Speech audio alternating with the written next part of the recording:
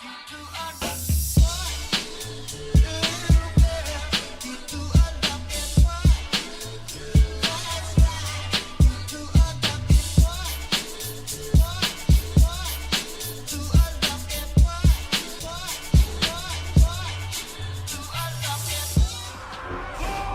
got ourselves Demoniac going up on Team Blue. We got ourselves Kane, Lucifer in the back as a Demon Hunter choice. P-Blood and Quint as an Arcane Mage, maybe? It looks like it is Arcane by the cooldowns he's got going on. We got ourselves Anathar as a Fury Warrior. We got Boomasaur, I think, playing Demonology. I was going to say, he said meme spec. I was like, probably Affliction, but nope, Demonology. Seavark on the Frost Night Demon as a Demon Hunter, and Polnar as a Red Paladin. Didn't even get to play last time.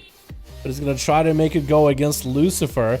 But hopefully he learned from the other Paladin. The other guy got one shot with a Destrigat Trinket, which was crazy. I mean, he's got him pretty low. But I was like, well, I'll get to like 10% health, then I'll bubble. And then when you get to 10%, bam, Destrigat Trinket surprised him. Surprise! Lucifer going for the big old Metamorphosis, is actually even committing a darkness down onto Polnar. Polnar is just gonna bail the hell out of there. Lucifer popped quite a few defensives. That's Metamorphosis, Blur, and Darkness down. And even Trinket, the only thing he has is the ability to rain from above, flying up in the air and pelting down Polnar. Polnar just needs to make sure he has quite a good line of sight. Safeguard Trinket actually proccing for Lucifer, and while he's up in the air, once he be extra safe, just gonna go flying up in the air for Polnar. This is a perfect opportunity to land a Hammer of Justice and end this duel. That's exactly what he's gonna go for. Does he have enough damage? Lucifer not looking all that good, and that's gonna Templar's Verdict, executing the Demon Hunter threat from this arena. Next up is going to be Demoniac as a rogue, looking like he wants to get himself a setup. Is that sub rogue or is that assassination? Looks like it is sub. Popping in with a big old bike burst in the opener. Blazing Protection coming out for Polnar immediately. Demoniac is just going to hit him with double Crucible. Just kind of hoping he got other corruption procs and whatnot. Slow coming down. Demoniac as Polnar does not want him to get away. Those random stars just proccing to Polnar, just shredding through him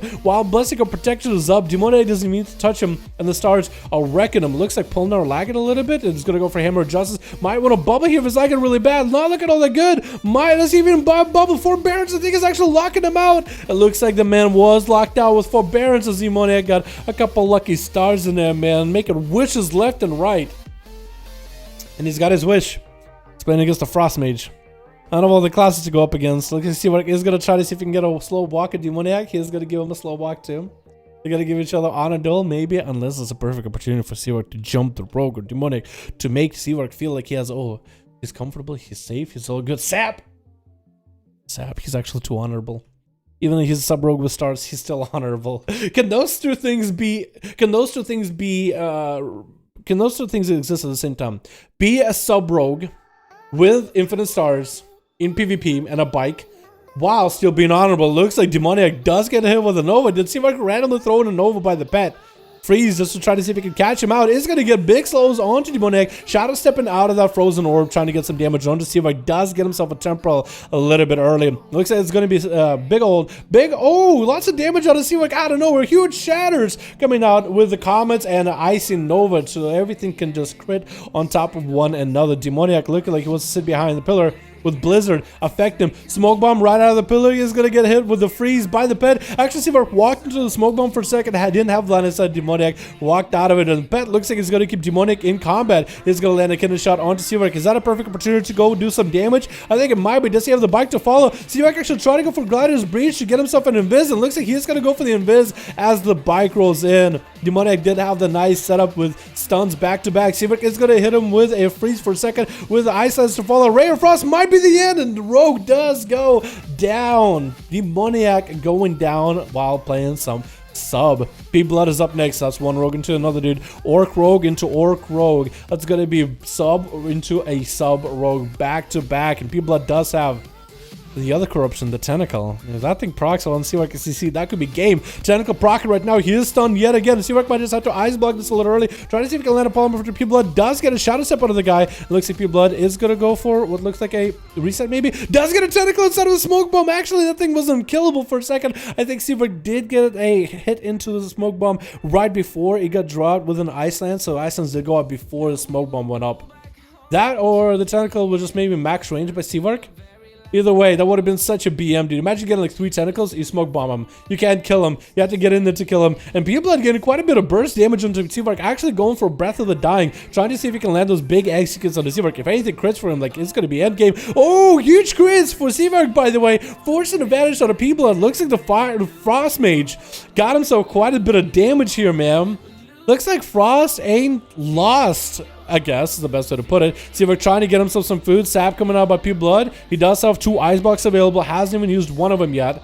Temple back up. Maybe a trinket. I don't even know what his trinket situation is at this point. Is going to be a kidney shot. Does get himself a temple up and running early. That's going to be all that health lost actually gained while that twisted pendulum was on him. See if I didn't really lose too much health there. Blood is recovering quite nicely though. Going to be a blizzard behind the pillar. Blood might have still want to shadow step and get offensive. But see if he's just blocking him off with a blizzard on one side and frozen orb on the other. Blood isn't able to really get close to Seavark whatsoever. He doesn't really want to do the damage or take the damage for free. Gonna sprint and shadow step to Seavark. Second shadow step coming out. It's gonna be Seavark into a stun. Doesn't want to get killed by Breath of a Dying. Might have Breath of a Dying on his own actually. Is gonna try to see if he can combo everything into Blood. Gladiator's Breach coming out while he's invis. Try to see if he can catch up to Blood and keep him in combat as best as possible. Is gonna hit him with an Ice Lance Nova right after. Does he have enough blind onto Seavark? Does he have a trinket for this? He does not. The pet could stop Blood right now. Should be stopping him from resetting. The pet did not do it. Tried to go for a Kona Cold. Didn't get it. Sap coming out. And Blood should be able to get himself a small heal. Actually gonna go for even more damage. No ice block available for Seavark. Does he have a trinket whatsoever? That could be the game right now.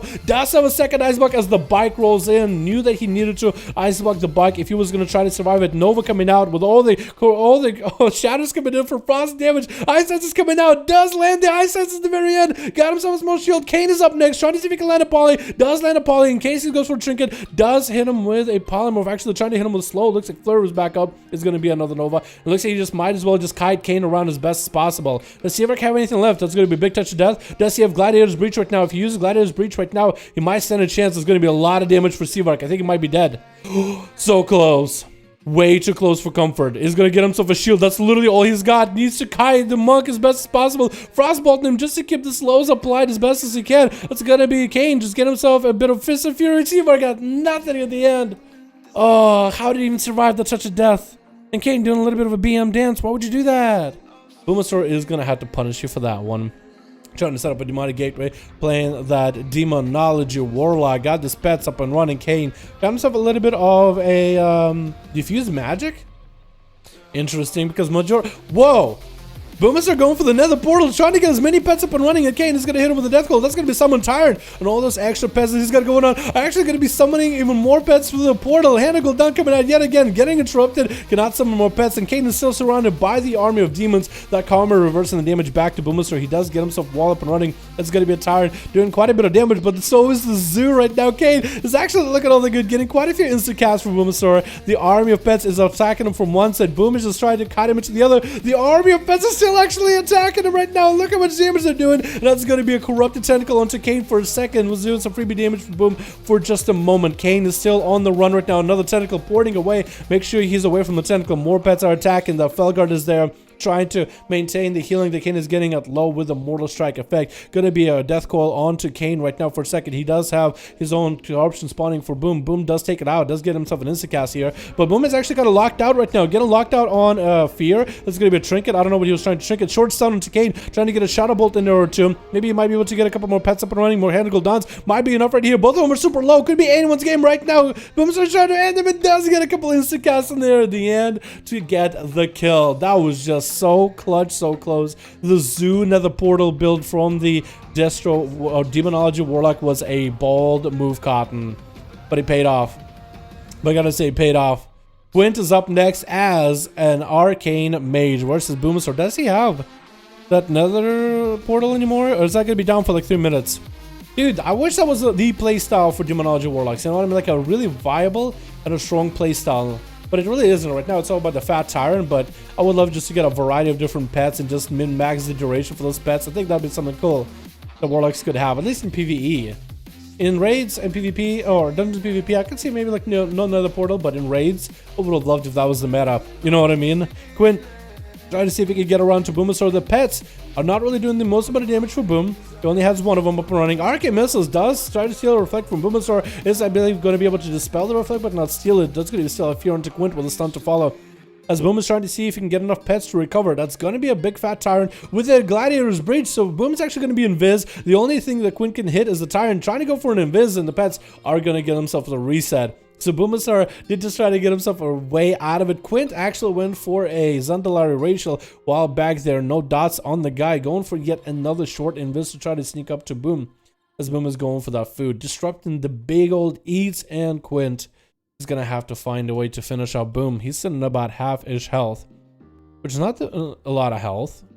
Should have enough to live through Quinn for a little bit, though. Death Coil does bring up his health a little. We are at 9 minutes and almost a 10-minute mark, getting close to that 30% dampening. So this is where you're really going to see a lot of the healing start to drastically fall off. At 30%, any healing, I mean, that's quite big. Anything from here, it's just going to be worse and worse and worse. That's going to be reflected for Boomasaur. Is going to get another portal, trying to see if he can get a bunch of pets onto Quinn. And he's actually going to be able to get a second Tyrant with a stun, trying to Shadow Bolt at Quinn. Quinn is actually going to break his own Ice Buck right now, trying to see if he can end Boomasaur. Boomasaur still continuing to get a Shadow Bolts and maybe even more pets up and running. That's going to be all the pets Novaed for a second.